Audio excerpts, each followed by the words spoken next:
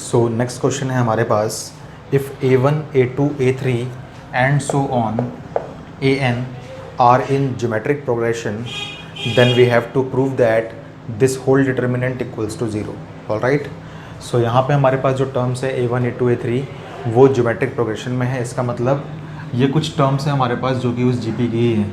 ठीक है, सो ध्यान से देखिए, अगर मान लीजिए हमारे पास फर्स्ट टर्म होता है A और कॉमन रेशियो होता है R, then nth term of the GP is given by A R की पावर n-1। इस प्रॉपर्टी को आपको याद रखना है, और क्यों ना हम इस प्रॉपर्टी का इस्तेमाल करके इन सारे एलिमेंट्स को डिराइव करते हैं। सो लेट हम एज्यूम करते हैं LHS इक्वल्स टू दिस, हमने एज्यूम कर लिया और हमने यहाँ पे इसके सारे एलिमेंट्स को लिखा। सो याद रखिएगा, जो भी यहाँ पे इसका इंडेक्स होगा उसके हिसाब से यहाँ पे वैल्यूज़ चेंज होंगी आपकी। ठीक है, सो हमारे पास वो है AR+1, इसका मतलब हम उसको बोल सकते हैं AR to the power R+1-1। ध्यान से देखिए, जो भी यहाँ पे इसका सब्सक्रिप्ट होगा उसकी पावर एक -1 करनी है आप लोगों को। ऑलराइट, सो इसके हिसाब से ये हो जाएगा AR की पावर R+5-1। सो फिर हम डायरेक्टली इसको लिख दें, ये हो जाएगा हमारे पास AR एंड ये हो जाएगा हमारे पास AR+4 एंड देन ये हो जाएगा हमारे पास AR की पावर व्हाट R+8। ऑलराइट, ये हो जाएगा हमारे पास AR की पावर R+6 एंड ये हमारे पास हो जाएगा AR की power R+10 and then AR की पावर R+14। आप ध्यान से देख सकते हैं ये सब कुछ हम कैसे इवेलुएट कर रहे हैं, यूजिंग दिस फॉर्मूला हम लोग इसको इवेलुएट कर रहे हैं। ऑलराइट, सो ये हमारे पास हो जाएगा AR की पावर R+10। याद रखिएगा, ये R हमारा वो कॉमन रेशियो है उस GP का, और ये R हमारा उस टर्म से रिलेटेड है जो टर्म वहाँ पे गिवन है। ऑलराइट, सो ये हो जाएगा AR की power R+16 and then AR to the power R+20। Alright, so ये हमने टर्म्स निकाली। अब ध्यान से देखिए, सो हमने क्या पाया, हमने पाया कि अगर हम लोग इस R1 में से A इंटू में R की पावर R को कॉमन ले लें, इसका मतलब क्या होता है, आप सबको पता है कि अगर कोई चीज़ लिखी हुई है R की पावर R+4, सो इसका मतलब होगा R की पावर R इंटू R की पावर 4। ये सबको आपको पता है बिकॉज ये लॉज ऑफ एक्सपोनेंट्स होते हैं हमारे पास। सो चलिए हम इसको क्यों ना सॉल्व कर लें।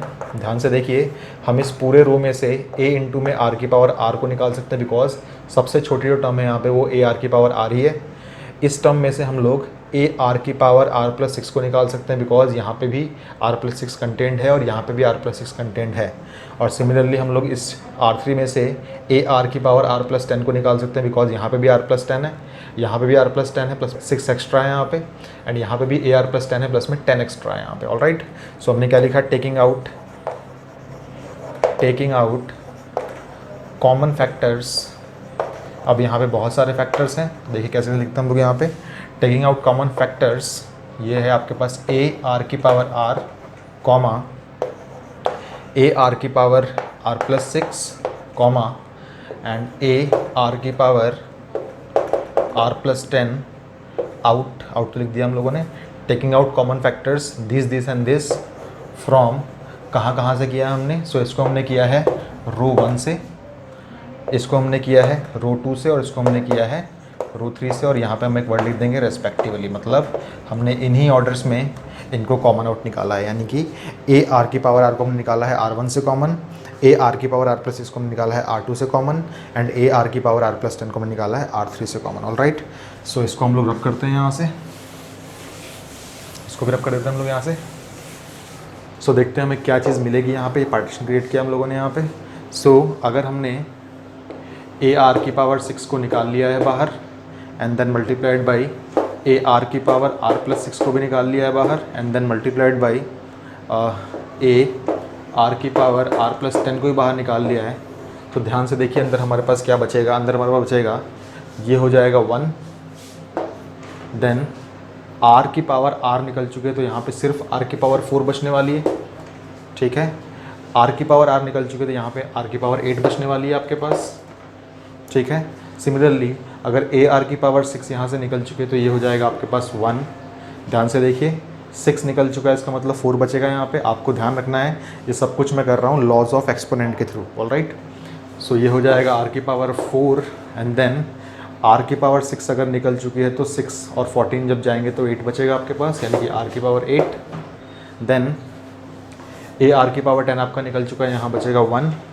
10 का मतलब अब यहाँ पे 6 बचेगा, सो ये हो जाएगा r की पावर 6 और 10 निकलने का मतलब यहाँ बचेगा आपके पास r की पावर 10।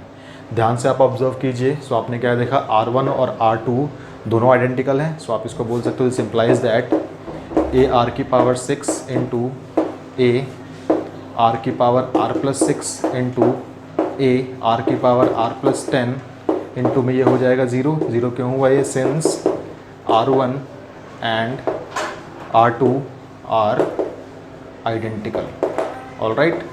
सो ये कम्प्लीटली हो जाएगा हमारे पास 0 जो कि हमारे RHS के बराबर है। हेंस ये क्वेश्चन भी हमने प्रूव्ड कर दिया by using properties of determinants. So ये क्वेश्चन हमारा बेस्ड है जीपी के ऊपर। सो अगर जीपी आपको पता है और वो टर्म निकालने पता है आप लोगों को, सो ये क्वेश्चन काफ़ी इजी रहेगा आपके लिए, ठीक है। सो ये इस क्वेश्चन का रिक्वायर्ड सॉल्यूशन है। इसको प्लीज़ आप लोग नोटबुक्स के अंदर अपनी नोट डाउन कर लीजिए।